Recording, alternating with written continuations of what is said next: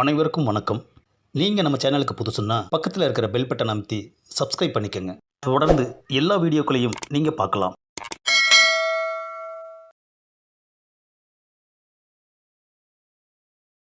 ஆஹா, பொண்ணு தேடி தேடி வெறுத்து போய் மேட்ரிமோனியில் பதிவு பண்ணோம்.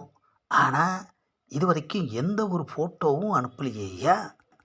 வயசு கொஞ்சம் தான் அதிகமாச்சு, இதுக்கே பொண்ணு கிடைக்கலையா? ம், என்னது? ஏதோ மெசேஜ் வந்திருக்கு, பார்ப்போம். ஆஹா, என்னது? அழகான ஒரு பொண்ணோட ஃபோட்டோ வந்திருக்கு.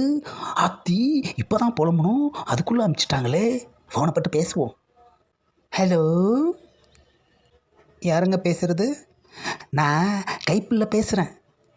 ஆமாம், உங்களுக்கு எவ்வளோ வயசாகுது? இங்கே பாருமா, எனக்கு வயசெல்லாம் கல்யாண வயசு தான் ஆகுது. பேர் மட்டும்தான் கைப்பிள்ளை. உங்களை மட்டும் இல்லை, உங்கள் பேரையும் ரொம்ப பிடிச்சிருக்கு. பிடிச்சிருக்கா? அது போதும். அப்பாடா, இத்தனை வயசு வரைக்கும் கல்யாணம் ஆகலையே, நமக்கு பொண்ணு கிடைக்குமான்னு இருந்தேன். நம்ம பேரோட நம்மளை ஒருத்திக்கு பிடிச்சிருக்குப்பா. ம், ஆமாம், உங்கள் பேர் என்ன? என் பேர் சுந்தரி. ஆஹா, முந்திரி மாதிரி பேசுகிறாள் ஐயா. ஆமாம், இது உன்னோட நம்பர் தானே? ஆமாம், என்னோட நம்பர் தான். எப்போ வேணாலும் நீங்கள் பேசலாம். ஓகேம்மா. என்ன அது, ஃபோன்லேயே தான் பேசிக்கிட்டு இருக்கோம். நேரில் மீட் பண்ண வாய்ப்பே கொடுக்க மாட்டேங்கிறா.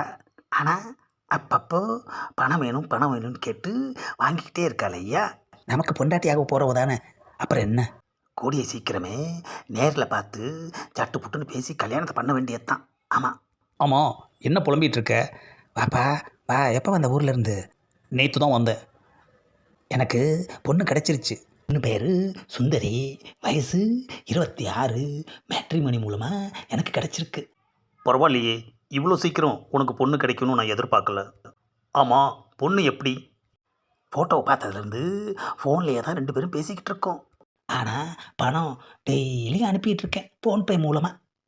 அப்போது நீ அந்த பொண்ணை பார்க்குற மாதிரி ஐடியாவே இல்லை? இருக்குப்பா, அவள் என்னைக்கு வர சொல்கிறாளோ அன்னைக்கு போய் பார்த்துட்டா போச்சு. அதான் ஃபோன் நம்பர் இருக்கே. பொண்ணு ரொம்ப தங்கமானவ. டெய்லி எப்படி தெரியுமா பேசுவா? அவள் பேசுகிறது தான் எனக்கு பொழுதுபோக்கே. உன்னை பிடிச்சிருக்குன்னு சொல்கிற அந்த பொண்ணு இந்நேரம் உன்னை நேரில் வந்து பார்த்துருக்கணுமே. ஆமாம், பொண்ணோட அப்பா அம்மா கிட்ட பேசுனியா? இல்லைப்பா, பொண்ணுக்கிட்ட தான் பேசிக்கிட்டே இருக்கேன். என்னப்பா ரொம்ப டீப்பாக யோசிக்கிற? இப்போ ஃபோன் போட்டு உன் அட்ரஸ் எங்கே இருக்குது, உனக்கு ஒரு கொரியர் அனுப்பணும் அப்படின்னு சொல்லு. A few moments later. பேசிட்டேன், எனக்கு எதுவும் அனுப்பாதீங்க, எங்கள் வீட்டுக்கு தெரிஞ்சால் பெரிய பிரச்சனை ஆகிடும்னு சொல்லுதுப்பா. வீட்டுக்கு தெரிஞ்சு தானே மேட்ரிமோனியில் பதிவு பண்ணியிருக்கோம். இதில் ஏதோ வில்லங்கம் இருக்குது. நம்பரை கொடு, நான் விசாரிச்சுட்டு சொல்கிறேன். ஏப்பா, ஏதாவது ஏடா உடமாயி கெடுத்துட்டு போகிறப்பா. பொண்ணு தேடி தேடி நொந்து போன எனக்கு இந்த பொண்ணு கிடச்சிருக்கு. இதுவும் மிஸ் ஆனா இனி எப்போ பொண்ணு கிடைக்குதோ யாருக்கு தெரியும்? அதெல்லாம் ஒன்றும் கெடாது, நீ நம்பரை கொடு. The next day. ஆஹா, பொண்ணை பற்றி என்ன விசாரித்தான், ஏது விசாரித்தான்னு எதுவுமே தெரியலையா? நாம் ஃபோன் போட்டாலும் எடுக்க மாட்டேங்கிறாளே. வந்துட்டாம்பா. ஏப்பா, என்னாச்சுப்பா, பொண்ணை பற்றி விசாரிச்சியா? அது பொண்ணே கிடையாது, சரியான டுபாக்கூர். என்ன அது?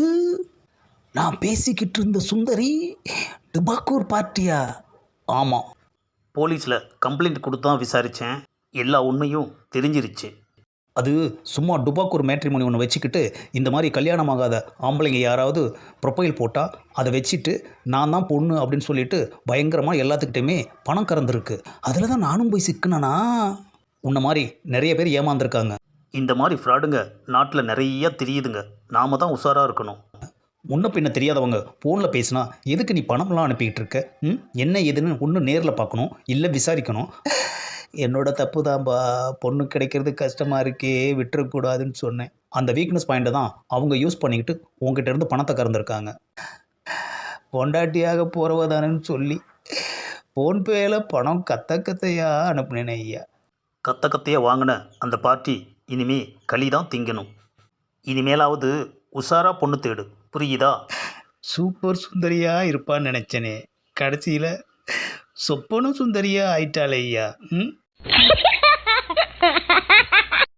இந்த பதிவை லைக் பண்ணுங்கள், ஷேர் பண்ணுங்கள், மறக்காமல் சப்ஸ்கிரைப் பண்ணுங்கள்.